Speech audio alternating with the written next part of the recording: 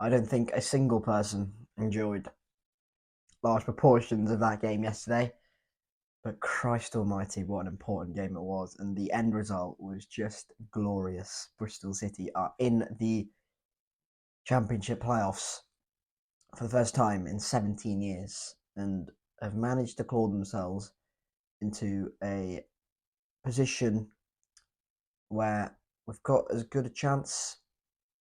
I say that we've got a chance of making it to the Premier League, and that in itself, if you'd told me at the start of the season in May, I would have absolutely snapped your hand off. Bristol City are in the playoffs after a 2-2 draw against Preston in game week 46. We scraped through, relied on a Blackburn failure to win at Bramall Lane, and Bristol City are going to be competing for a place in the Premier League. Obviously, on the day, City made it hard work for ourselves. We had to rely on that result at Bramall Lane. We didn't secure fifth ultimately, which is a little bit disappointing and actually quite important in terms of the playoff picture as a whole. But sixth place is sixth place. Playoffs is the playoffs. You have a chance, whatever. But I don't think the argument that we've kind of scraped through as a whole as a course of the season, despite having a very, very, very low points tally for sixth place, is a fair one on this team, and I don't think it's a fair reflection on how consistently this team has actually performed. We've been really good pretty much all season. We're a really good team with a really good manager, and I'm just really happy that we've actually now got something to sort of cling on to. Like previous years, there's been progress from 14th to 11th from below, came from a lower part starting point, and 17th and 19th consistently grown that, obviously down to Nigel Pearson, and then Liam Manning's taken the reins and taken it to the next level. This, by the way, uh, all down to a manager, not all down to it, not all down to him, largely down to a manager who pretty much the first day he came in, pretty much the moment where he looked like he was going to be the man to take the reins at Ashton Gate, heavily scrutinised. Some accusations thrown at him which just felt like completely unfair, completely out of the water. Just did not need just didn't need to say stuff, and you know a barrage of sort of abuse thrown at him.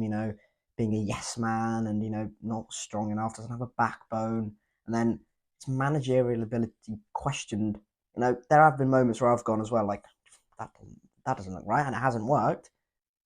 But he's grown from that. He's learned from that. Him, Chris Hogg, just massively sort of such an unbelievable part of this group and this club, and they have ultimately molded a group of players that we've seen it all season. Don't give up. Even at 2-0 down yesterday, I think it was Ross McCrory that said it, that many teams would fold under that pressure. We didn't. We haven't done that a lot this season.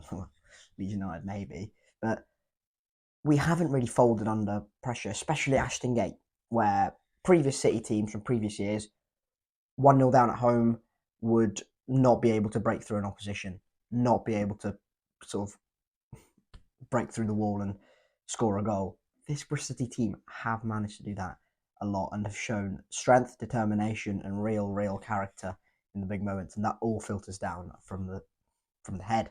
That's Liam Manning. Just quickly on the game yesterday, then, a typical round 46 championship game filled with chaos, with drama, with utter limbs and uh, permutations, to teams changing all over the place. Preston, I don't think Preston ever dropped into the relegation zone at any point, because I think by the time Hull had scored, Luton were losing, and they'd already taken the lead. Preston went. I don't think from my memory were ever in the relegation zone though. Bristol City was certainly out the playoffs places for 5 minutes, 5 to 10 minutes of this game. It was too much. Anyway, I thought Preston started well. I thought they were quite good actually. They took the lead through. It was a shocking goal to concede. I mean, straight from a set piece. There's nothing clever about it. Emil Reece just rises high. I have seen a little screenshot of someone being in front of Max O'Leary and just completely blocking him, and he's offside by a country mile, and the referee doesn't pick up. I don't think anyone actually looks at the referee or the linesman and goes, he's blocked him, and do something about it. No complaints really, which is a bit surprising because it looked quite looked quite bad in terms of clearly blocked him. He's in an offside position. He's in his line of sight, and Mirace has just tapped in. Anyway, doesn't matter in the end. 2-0 at 60, and it felt like for the rest of the first half, just try and build up a little bit ahead of steam, try and maybe get a goal. Didn't happen. Hoping second half the intensities increased, the pace of which we moved the ball, which we had 70% of in the end of the whole duration of the game. Move the ball a bit more intensity, get it into those forward areas quicker, make them move, move them from side to side. Then they're relatively well organised, but got to make sure you try and force the issue onto them. Didn't do that. Preston actually started the second half much better than us. Again, forced as Majek got in before he scored the second goal, which was a wonderful ball from Ben Whiteman. Completely catches Zach Viner out, and then Osmaj, you've got to expect him to finish that in the Championship, and he did. And then it was at that point, well, similarly in a similar timeline, we got word that Yukihashi had given Blackburn the lead at Bramall Lane. So it was a case of extra pressure. It was a case of this is not in our hands. As long as because even a point at that point wouldn't have been enough if Blackburn had been winning, got to go and win the game. And then it felt like the bit of intensity came 9 minutes later. McCrory, by the way, Christ, what a really good player. Dynamism, the physicality, playing at left wing back. He's a right-footed player. He's predominantly playing right wing back, and that's where he's meant to be playing because of injury problems. He's having to play there, and he's been fantastic. Arriving at the back stick again, doing that job really well this season. Scored from the header from Naki Wells' cross, and then at that point it felt like, right, here's a momentum, here we go. And then for the 5 minutes until we scored the second, we were just hammering the door down. Had chance after chance. There was so many opportunities. Jason Knight hits the bar as well. So there were so many opportunities for Bristol City to actually go on equalise before we did. And that was only 5 minutes, by the way. And then a brilliant ball from Knight into McCrory, and McCrory with a nice sort of wraps his foot around it. Good finish past Cornell. And the game didn't go as well as I expected it to after we'd actually equalised. I thought we'd go on and win it. We didn't ultimately, with the fact that United equalised against Blackburn. It doesn't matter because even if we'd had lost that game, we'd have still made the top 6.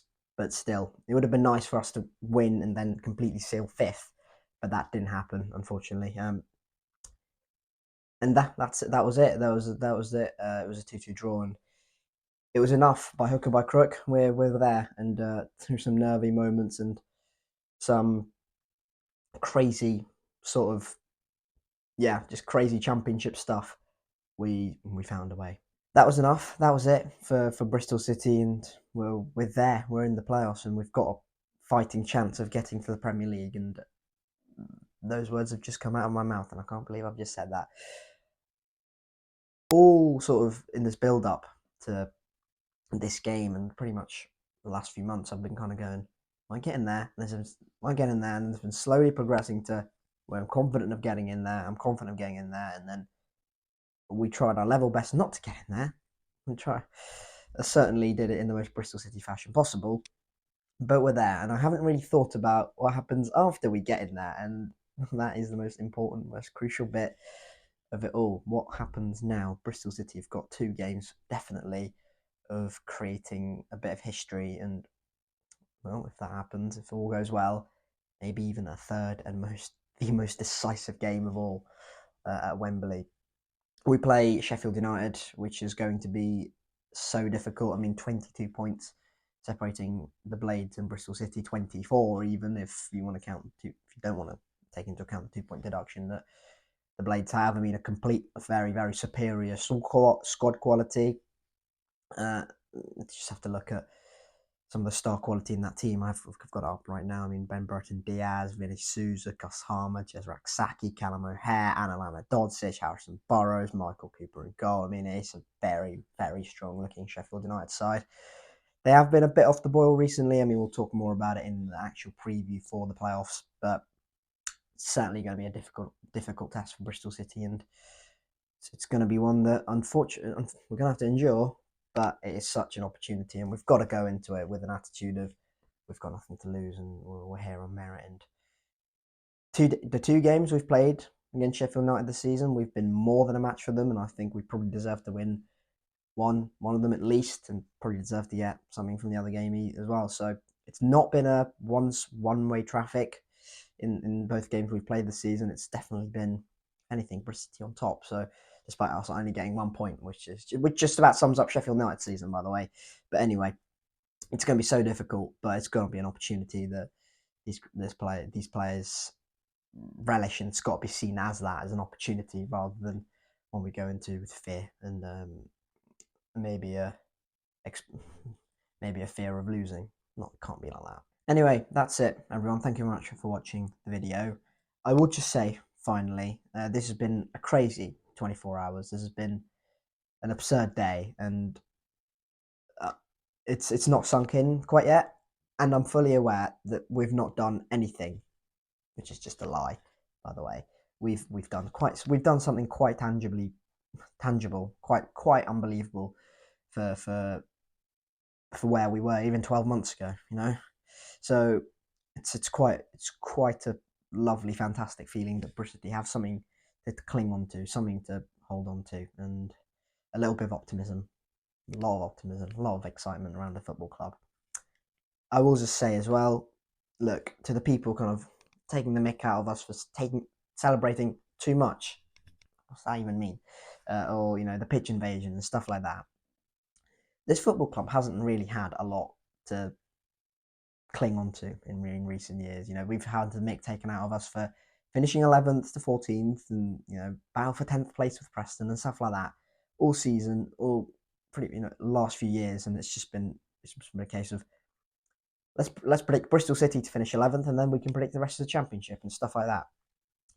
It's quite tiring. It's quite exhausting. It's quite frustrating. It's quite depressing, really. And it's been depressing supporting this football club for quite a few number of years. So for us to finally have something to cling on to, and the fact that, by the way, this city has never had a Premier League tie, I don't think enough attention is paid to that, because that's crazy. Like, some of the teams have gone into the Premier League, to be fair, come straight back down and stuff like that, but have been to the Premier League before Bristol side have. It's just craziness. The city of our population, size, football talent, just the fact that not a single team has been to the Premier League since the rebrand is quite unbelievable. Quite impressive in the worst way possible, if you want to take it like that. But yeah, for us to have even a chance of being there is fantastic. And obviously the financial climate that Bristol City and a lot of other teams in the Championship are going up against, where, you know, finishing in the top two and having a fight and compete for the top promotion places are practically impossible. It's great for us to have actually a chance of joining one of them. Anyway, that's it, everyone. It's going to be a nail-biting week. I'll see you for the match preview for the Sheffield United game at Ashton Gate, playoff semi-final. I'll just throw that in there, at Ashton Gate on Thursday, where the Blades will be coming to Ashton Gate and facing, hopefully, a raucous atmosphere. Anyway, thank you very much for watching. Keep safe, everyone, and until next time. See you then.